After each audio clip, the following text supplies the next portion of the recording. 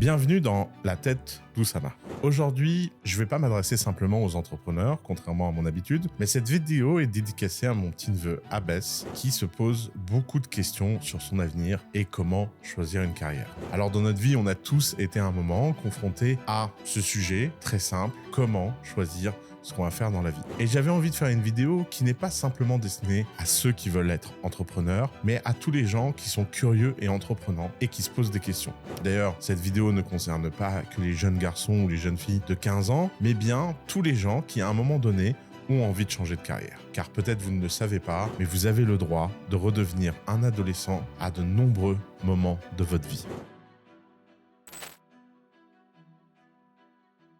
Donc aujourd'hui, nous allons explorer un sujet essentiel. Comment choisir sa carrière? C'est une question cruciale que beaucoup d'entre vous se posent à un moment ou à un autre, et il s'agit de trouver ce qui vous passionne vraiment et ce qui vous permet d'apporter un sentiment de satisfaction et d'accomplissement dans votre vie. Dans cette vidéo, nous allons aborder en détail les étapes, les réflexions nécessaires pour faire un choix éclairé et aligné avec vos aspirations et vos valeurs. Alors, d'abord, avant de commencer, réfléchissons sur les fondements d'un bon choix de carrière. Choisir une carrière n'est pas simplement une question de trouver un travail qui paie bien ou qui est prestigieux. C'est bien plus que cela. Il s'agit de comprendre vos passions, vos compétences et vos valeurs. C'est un processus introspectif qui demande du temps et de la réflexion. Pour commencer, posez-vous des questions sur ce qui vous passionne vraiment. Quels sont les sujets ou les activités qui vous intéressent profondément? Quels sont les moments où vous vous sentez le plus vivant et engagé? Apprenez à écouter vos sentiments, apprenez à écouter votre cœur. Ensuite, examinez vos compétences. Quelles sont vos forces naturelles? Dans quel domaine avez-vous acquis des compétences au fil du temps, que ce soit par l'éducation, le travail ou les loisirs? Et enfin, considérez vos valeurs. Qu'est-ce qui est important pour vous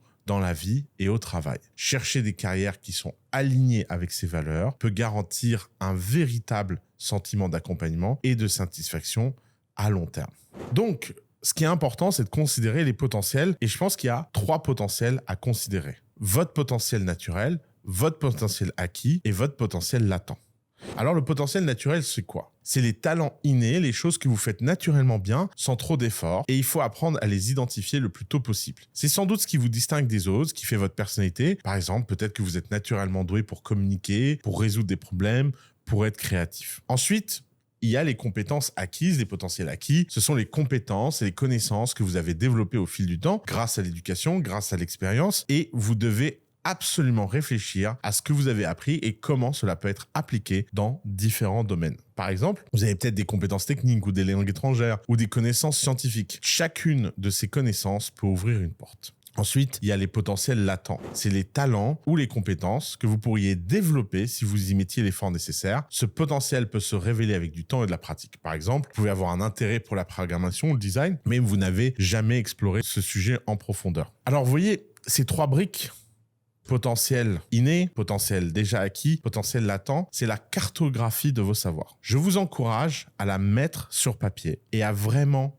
l'explorer pour pouvoir savoir vos forces, vos faiblesses et les possibilités d'apprentissage. Soyez un peu formel dans vos apprentissages. N'hésitez pas à aller chercher des choses qui font sens et qui vous permettent d'aller plus loin dans votre vie. N'hésitez pas aussi à apprendre des choses simplement pour le plaisir d'apprendre, sans trop de finalité, pour développer l'ensemble de vos potentiels et de vos aptitudes. La vie est sans doute un sport qui commence par l'apprentissage. L'équivalent dans la vie de l'entraînement du sportif, de la musculation du nageur ou de la préparation physique du triathlon, c'est l'apprentissage. Les livres, les films, tout ce que vous pouvez emmagasiner et qui augmente vos capacités finira par prendre sens rétrospectivement. Mais ne vous forcez pas à apprendre des choses qui ne vous plaisent pas. Découvrir ce qui nous plaît et ce qui ne nous plaît pas, ce que l'on peut acquérir et ce que l'on ne peut pas acquérir, ce que l'on peut apprendre ou ne pas apprendre, c'est finalement tout l'enjeu du développement des potentiels. Si vous faites ça bien, et si vous avez une bonne connaissance de ça, eh ben vous pourrez arriver à faire votre matrice de talents.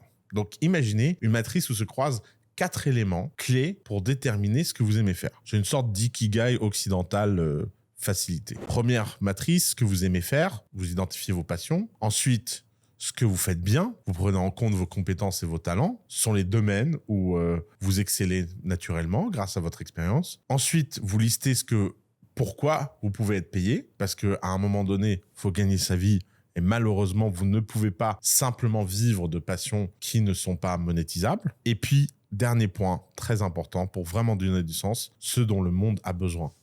Pas par rapport à vous, vos sentiments, mais pensez à l'impact que vous souhaitez avoir. Quels sont les besoins ou les problèmes que vous aimeriez contribuer à résoudre et surtout qui intéressent les autres. Nous sommes des animaux sociaux et trouver une carrière qui répond à un besoin réel peut être extrêmement gratifiant. Le but de cette intersection, c'est de trouver véritablement ce qui va représenter votre chance dans la vie. Et pour ça, il faut éviter quelques petits pièges dans lesquels tout le monde tombe. Alors, les pièges les plus courants dans lesquels les gens tombent lorsqu'ils choisissent leur carrière. La première chose, c'est la famille. N'écoutez pas votre famille. Ils vivent dans un monde qui n'existe pas. D'ailleurs, mon petit Abbès ne m'écoute même pas moi. Il faut vous concentrer sur vous. Trouver votre satisfaction personnelle. Toute personne qui a fait quelque chose dans sa vie qui compte a au début déçu ses parents avant de les rendre fiers. Ensuite, faites attention à ce qui est à la mode. Ce qui est à la mode est déjà trop tard, puisque la vague est déjà passée. Si vous voulez vraiment faire quelque chose d'important, essayez de découvrir les prochaines modes. La mode, la projection, le fait d'être orienté par ce que les autres veulent, c'est finalement une façon très faible de choisir sa vie. Les autres sont un enfer et c'est pour ça qu'il ne faut absolument pas les écouter. Donc apprenez à trouver votre propre voie, une voie qui s'appuie uniquement sur ce que vous voulez. Et pour ça, je vous suggère de vraiment prendre du recul et de vraiment vous poser les questions fondamentales sans aucune influence de c'est bien, c'est pas bien, ça va gagner de l'argent ou pas gagner d'argent. Vaut mieux être un très bon boulanger qu'un mauvais programmeur. Par exemple, si vous avez le malheur d'être intéressé par plein de choses, il y a une méthode très simple pour savoir où vous pouvez être très fort, c'est de les faire tout en même temps et de voir dans lesquelles vous progressez le plus vite ou pas. Il faut diviser votre vie en deux phases. D'un côté, la phase d'exploration, une phase pendant laquelle vous allez véritablement mettre au service de votre quête le fait de découvrir ce que vous voulez. D'abord, explorer. Un peu comme dans un jeu vidéo. Avant d'aller se taper le boss, la quête principale, il faut faire des side quests. Et pour ça, n'hésitez pas, des hobbies, du bénévolat, travailler pour des potes, travailler pour des gens gratuitement. Faites des choses simplement pour apprendre et ne soyez pas trop pressés. Je vois dans cette génération de jeunes beaucoup trop d'empressement à réussir, comme si la réussite était un dû et comme si la réussite allait toujours arriver rapidement, alors que dans la plupart des cas, elle met du temps et elle met vraiment du temps à se développer et à avoir de l'impact. Donc, pour prendre des décisions éclairées, il faut avoir du vécu, il faut avoir de l'expérience, il faut avoir fait plein de choses. Et c'est en faisant plein de choses que vous pourrez peser les avantages et les inconvénients de chacune des options de carrière qui se présentent à vous. Et n'ayez pas peur à ce moment-là de parler avec les gens parce que c'est ce moment-là où vous pourrez parler d'égal à égal parce que vous aurez du vécu. Beaucoup trop de gens pensent que l'information est un préalable à l'action alors que c'est l'action qui crée l'information. C'est en faisant plein de choses que vous pourrez adapter les différents choix de carrière qui se présentent à vous en une décision éclairée parce que vous l'aurez vécu intimement. Et rappelez-vous que choisir une carrière, c'est pas du tout une décision figée. Votre carrière, elle peut évoluer avec le temps. Vous pouvez être ouvert aux changements, aux nouvelles opportunités qui se présentent. La clé est de rester aligné avec vos passions et vos valeurs tout au long de votre parcours professionnel. Ne craignez pas de pivoter ou de réorienter votre carrière si vous sentez que vos passions et objectifs évoluent. La flexibilité et l'adaptabilité sont les deux atouts précieux du monde du travail moderne et d'autant plus à l'ère de l'IA où les métiers changent hyper rapidement. N'essayez pas de voir votre expérience et vos acquis comme un bien qui vous retient en prison. D'ailleurs, de ce point de vue-là, j'aimerais vous faire un message, surtout si vous êtes jeune. Mettez de la passion, mettez de l'intensité. Travailler dans un domaine qui passionne, ça fait la différence. La passion, ça motive à persévérer. Ça permet d'aller face aux plus grands défis et ça permet de faire en sorte que peut-être vous aurez la chance de faire partie de ces gens pour qui chaque jour de travail n'a jamais vraiment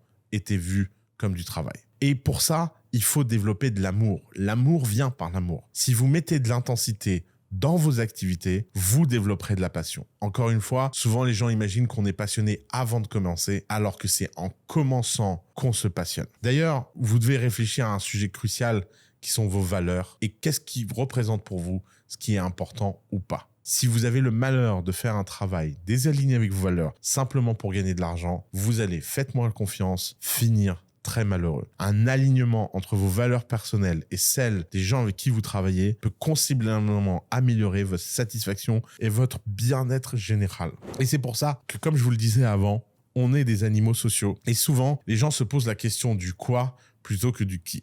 Et ça, j'aimerais vous donner un secret. C'est préférez-vous faire un travail seul dans votre coin qui vous passionne ou un travail en équipe qui vous passionne un peu moins, mais avec des gens que vous adorez. Faites-moi confiance. Si vous n'êtes pas trop introverti, les autres donnent de l'énergie, la collaboration donne de la satisfaction et le fait d'être en équipe facilite le fait de garder la motivation. C'est inscrit profondément dans notre ADN. On a besoin de sociabilité, on a besoin d'être avec les autres. Et alors, je sais que l'IA fait peur, je sais que l'IA vous donne l'impression que rien ne sert à être appris, mais au contraire, apprenez des choses essentielles pour développer votre capacité de flexibilité. Les carrières ne seront plus linéaires. Il ne sera plus possible d'imaginer l'ensemble de sa carrière au début de cette carrière.